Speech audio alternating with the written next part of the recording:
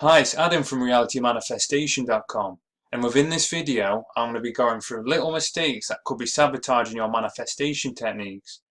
I'll be going through 5 simple steps you can follow that's going to allow you to start being able to go towards manifesting what you want more effectively, whilst at the same time learning what these mistakes are and how to overcome them.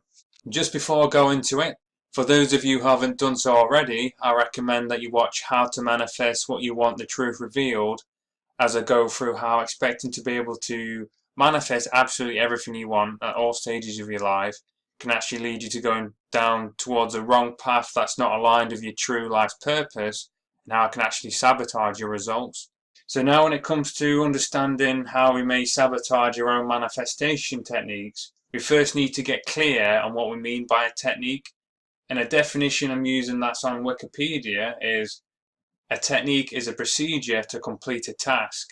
So within this context, it means a procedure to manifest the desired result. In order for any technique to be effective, it has to be based on principles. By understanding principles, you'll know why certain techniques have worked for you whilst others haven't.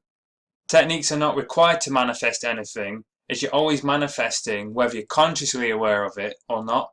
What a technique is used for, if it's done effectively, is so you can consciously choose what you're wanting to manifest, rather than allowing unconscious programming that's unlikely been for your own choosing to dictate what you attract into your life. So now these 5 steps I'm about to go through, you can go through them with any other manifestation technique you want to use in the future. So this is the reason why I'm going to go through these 5, so you're not just stuck with them, as these principles are going to be applicable to almost anything you go to use in the future, but also will help you become aware of why previous attempts at various other manifestation techniques you may have attempted to, why you've either got little to no results with them, or if you've got fantastic results, it might help you become more aware of the reason for why that is.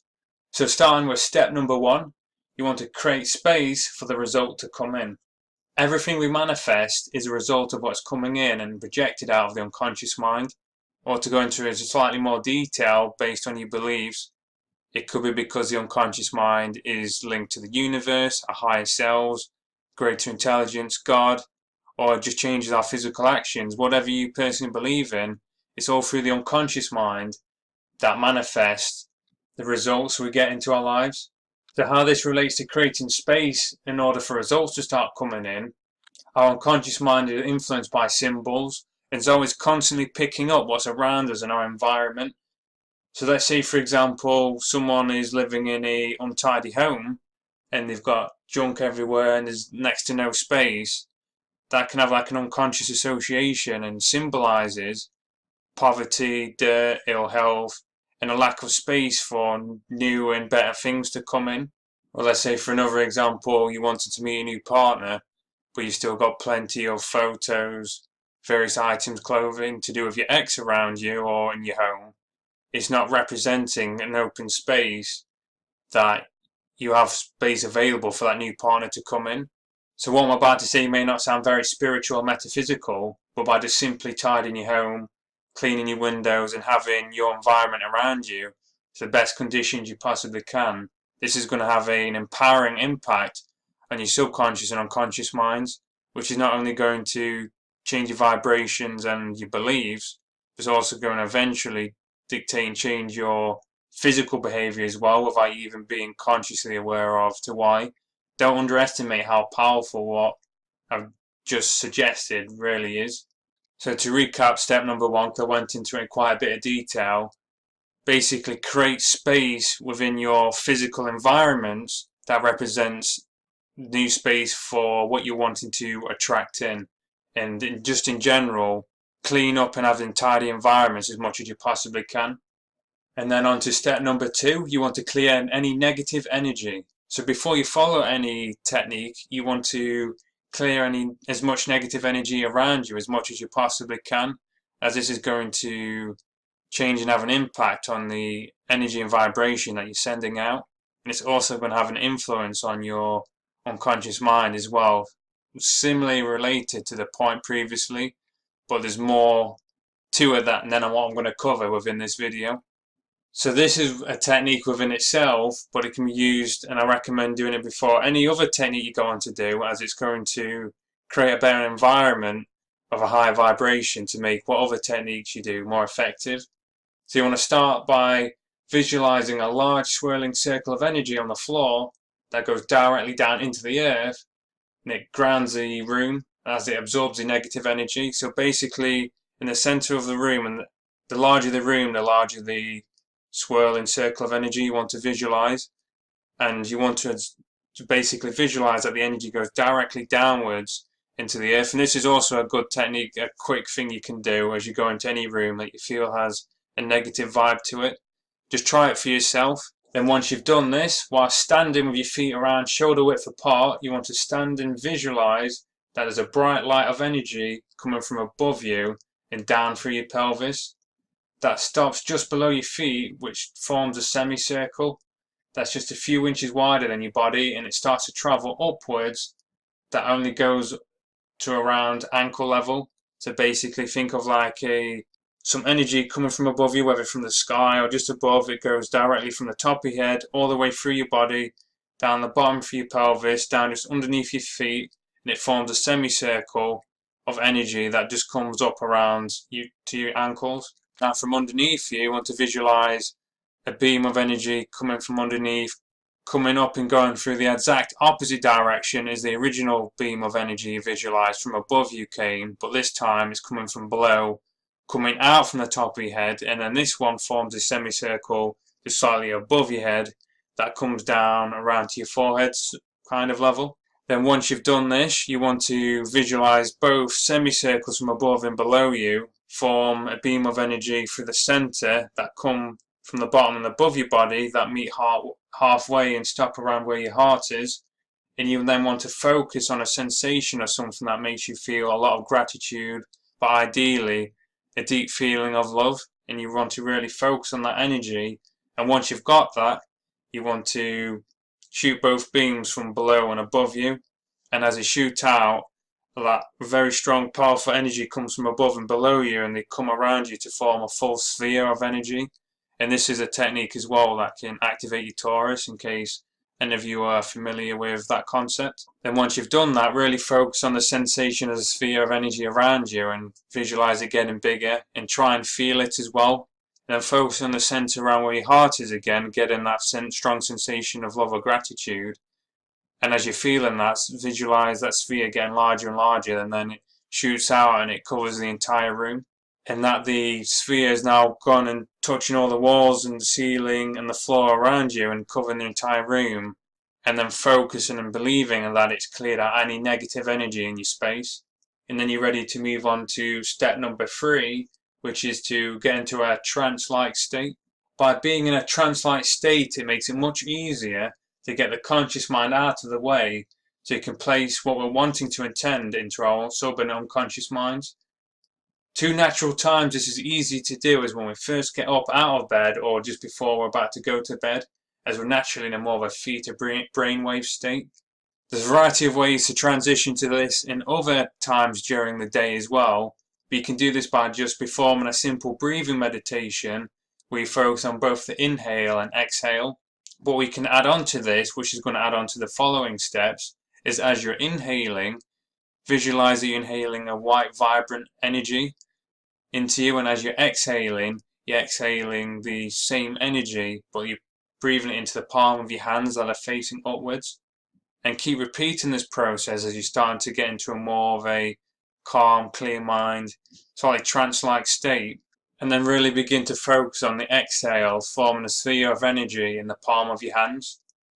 And then once you start to feel this sensation, this is when we want to move on to step number 4, which is focusing your intention into the energy of what you're forming into your hands. And I just forgot to mention that the last 2 steps of 4 and 5 is if you're just going to want to apply and do these by themselves, but of any other manifestation technique generally, unless instructed strictly not to do so, you can do the first 3 steps before going into any other form of meditation, visualizing, manifestation technique, and it'll make them more effective. But coming back into this anyway, so as you're in the more of that trance-like state now and you're feeling that vibrant energy within the palm of your hands, you want to start focusing and tending into that energy with the palm of your hands, what it is you're wanting to attract and manifest, and really start to push and visualize into that sphere of energy what it is you're wanting to attract.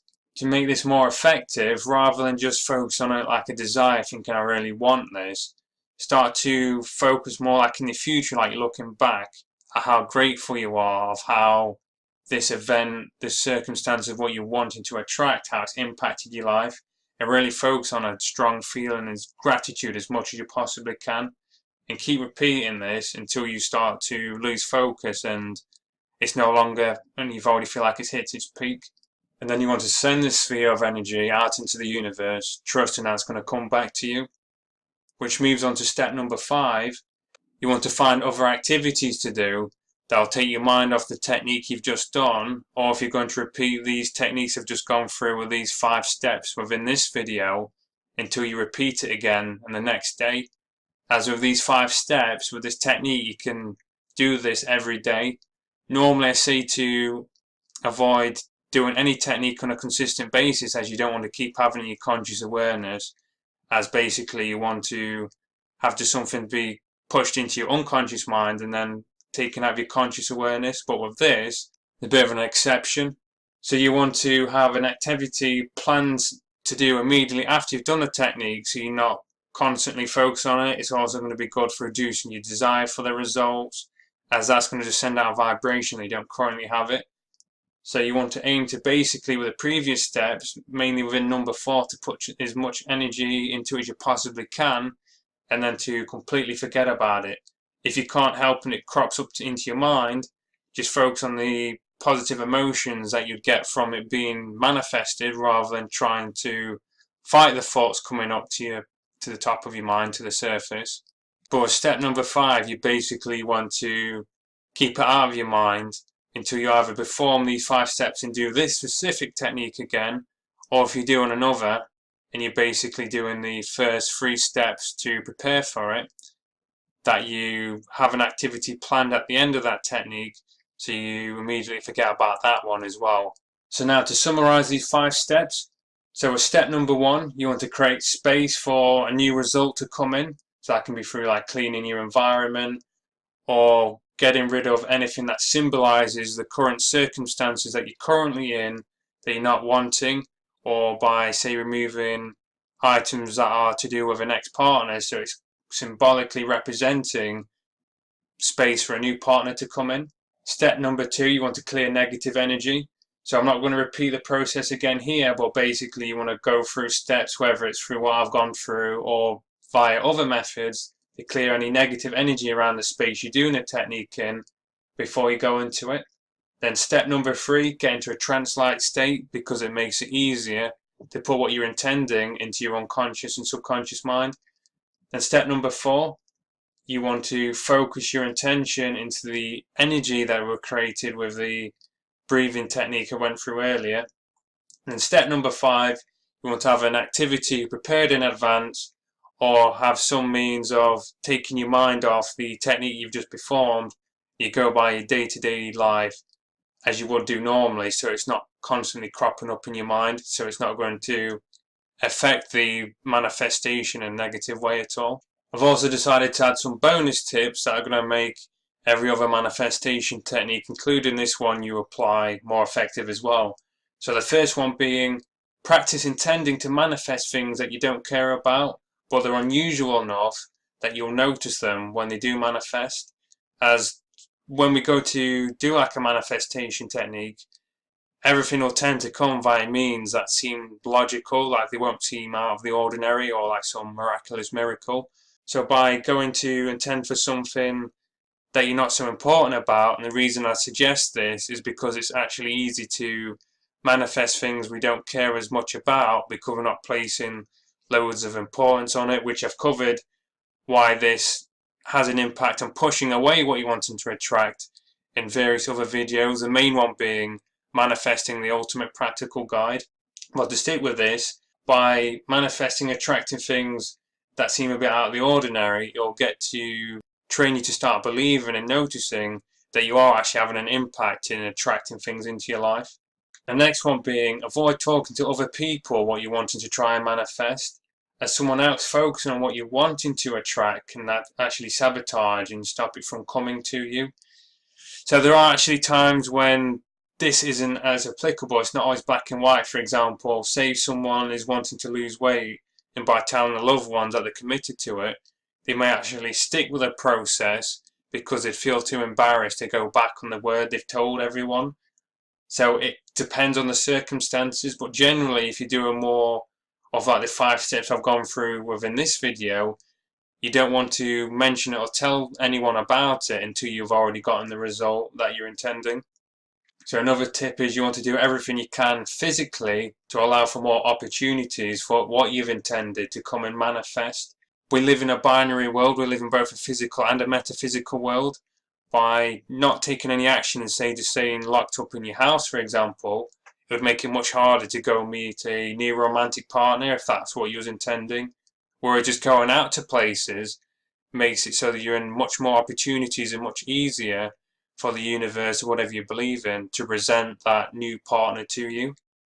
Another tip is plan what you'll do if what you're intending doesn't manifest, or if it takes much longer than what you're initially planning or would hope. The reason for this, as this will lower your sense of importance and needing it to be manifested, as desiring and having importance in something manifested without going into too much detail here, basically sends out a vibration and unconscious belief that you don't currently have it.